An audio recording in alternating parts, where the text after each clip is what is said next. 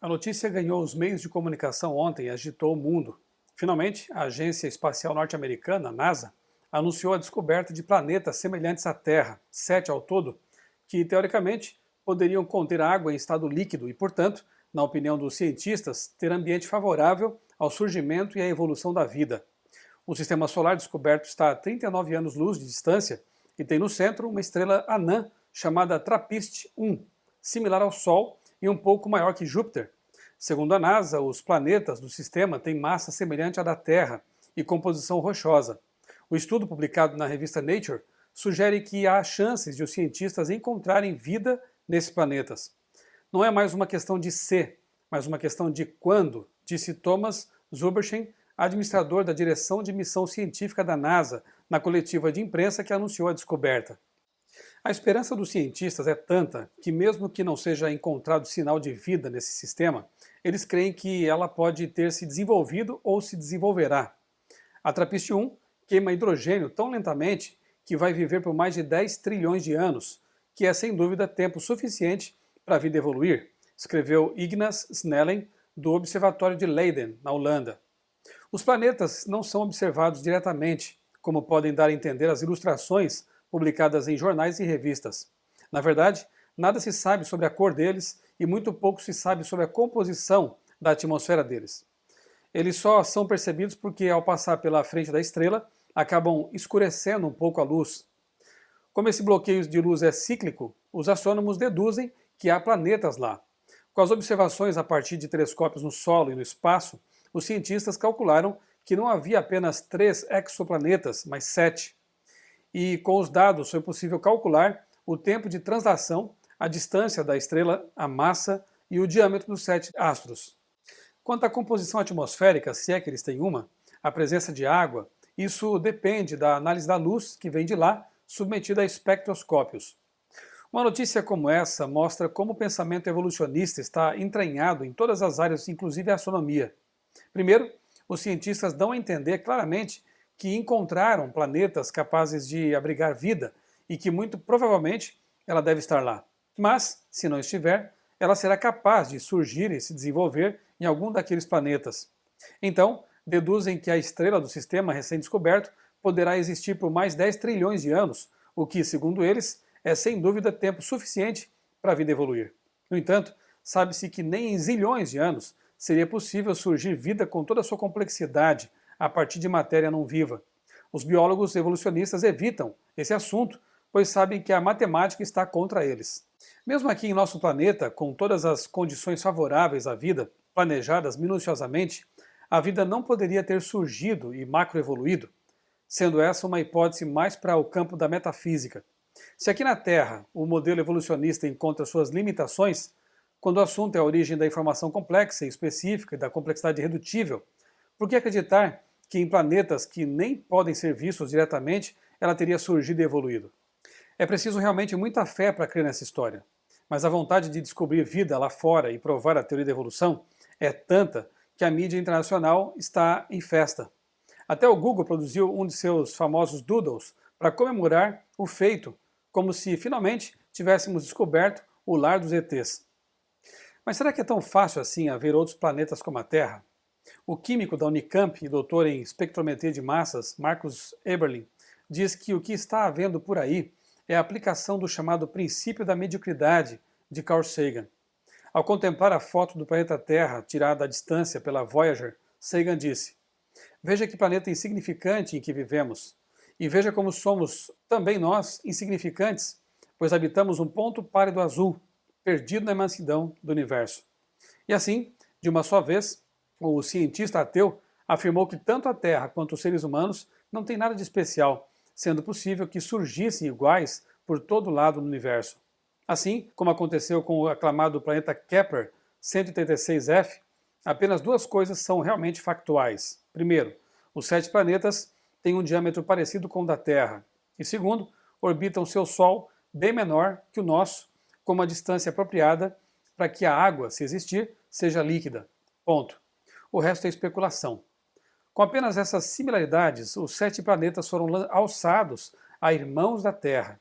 Segundo o Dr. Eberlin, para um planeta ser comparado ao nosso e ser chamado de outra Terra, teria que ter pelo menos algumas dezenas das milhares de condições únicas e indispensáveis da nossa Terra, que permitem que ela sustente vida. Eberlin enumera algumas dessas condições essenciais. Primeiro, a existência de planetas como Júpiter e Saturno para proteger os planetas menores e a suposta vida neles do bombardeio de asteroides e cometas. Segundo, a existência de luas como a nossa, com o diâmetro e massa corretos para criar o movimento de precessão com um ângulo correto para formar nos mares planetários, se lá estiverem, se lá existirem, as marés corretas e não tsunamis que viabilizariam a vida nessas terras. Terceiro, a gravidade deve ser finamente ajustada naqueles planetas para que eles possam reter água líquida, mas não esmagar a vida. Quarto, os planetas devem ter também uma atmosfera correta, com proporção correta de nitrogênio e oxigênio, e bactérias como a Anamox em seus oceanos para agir no ciclo de nitrogênio de lá e assim controlar a correta proporção ou a correta composição 3:1 de nitrogênio e oxigênio de sua atmosfera. Quinto, se bombardeados por vento solar, como talvez o sejam, esses planetas devem também ser constituídos de liga metálica, de uma liga perfeita de ferro e níquel, que a nossa Terra milagrosamente tem. E as condições de pressão e temperatura de seu interior devem ser corretas para que haja uma esfera sólida de níquel e ferro girando em um manto líquido, criando assim um campo magnético finamente ajustado para desviar esse vento mortal à vida. Sexto, ozônio deve compor também a atmosfera desses planetas para filtrar os raios UV. E sétimo, a rotação deve ser bem controlada. Não basta girar, precisam girar na velocidade certa para homogeneizar a temperatura global em torno de algo perto de 19 graus Celsius. E muito mais seria preciso. Enfim, são tantas e tantas condições finamente ajustadas e interligadas que a Terra apresenta, que Francis Crick declarou que homens honestos deveriam concluir que o surgimento da vida, e presumo da Terra, foi quase um milagre.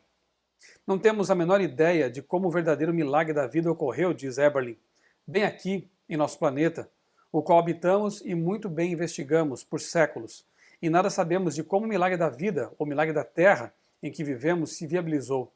Mas, mesmo assim, nessa nossa ignorância, anunciamos sem pudor que vamos encontrar outros planetas como a Terra e com vida dentro. O astrofísico Eduardo Lutz acrescenta que temperatura adequada é somente um entre muitos parâmetros necessários para possibilitar a vida como conhecemos. Se um dia conseguirmos confirmar a existência de vida em outros planetas, aí sim haverá um grande motivo para comemoração. Lutz lembra que existem aqueles que acreditam que a descoberta de vida fora da Terra representaria um golpe fatal ao criacionismo em geral e no criacionismo bíblico em particular. Na verdade, uma descoberta assim seria particularmente interessante e bem-vinda para muitos criacionistas que percebem na Bíblia várias referências a seres inteligentes que vivem em outras partes do universo. Vejamos um exemplo. Nos primeiros capítulos do livro de Jó, são mencionados eventos nos quais filhos de Deus vinham de diferentes lugares para se reunir diante dele. Entre eles estava um que se apresentou como vindo da terra, Satanás. Não que ele fosse nativo da terra, pois a Bíblia menciona que houve um momento em que ele veio para esse planeta. Alguns entendem que esses filhos de Deus eram anjos, mas isso não faz sentido no contexto bíblico, pois é dito desses anjos que eles veem a face do Pai todos os dias. Então, não faria sentido para eles precisar de um congresso de vez em quando para fazer isso. Também não poderiam ser humanos, pois a reunião não ocorreu na Terra e humanos não costumam participar de congressos interplanetários. Um cenário que faz muito mais sentido é o de que essas pessoas eram representantes de muitos planetas habitados por formas de vida inteligentes. A expressão filhos de Deus se aplica a seres fiéis a Deus, explica o astrofísico. Resumindo o cenário, esses eventos mencionados nos primeiros capítulos do livro de Jó mencionam de passagem congressos interplanetários, aos quais teriam comparecido representantes de planetas com formas de vida inteligente e fiéis a Deus. Apenas um dos representantes era rebelde, o da Terra. Isso nos faz lembrar a parábola das 100 ovelhas, apenas uma entre elas se extraviou, e o pastor foi atrás da que se extraviou para resgatá-la, deixando todas as demais na segurança do aprisco. Essa parábola não faz sentido quando tentamos aplicá-la ao que acontece com as pessoas na Terra, do ponto de vista cristão. Faz muito sentido, porém, se a Terra foi o único planeta a afastar-se do plano de Deus, criando sofrimento e injustiça no processo, conforme a Bíblia explica em tantas partes. Finalmente, o que podemos dizer da mais recente descoberta da NASA? Há um bocado de exagero no que a mídia está veiculando, já que os dados não são conclusivos. Além disso, conforme você pode notar no vídeo que eu gravei e está neste canal também, Mentiras Convergentes, a onda em torno dos OVNIs e da busca por formas de vida extraterrestre acaba atendendo a outros interesses. E de qualquer forma, cristãos criacionistas nunca negaram o fato de que a Bíblia sugere que existam outros mundos habitados não pelos ETs monstrengos dos filmes, mas por seres humanos ou seres criados à imagem de Deus e que não pecaram, como aconteceu aqui na Terra. A maior esperança dos seres humanos que confiam em Deus e em Sua palavra é um dia serem reintegrados à grande família universal. Que venha logo esse dia.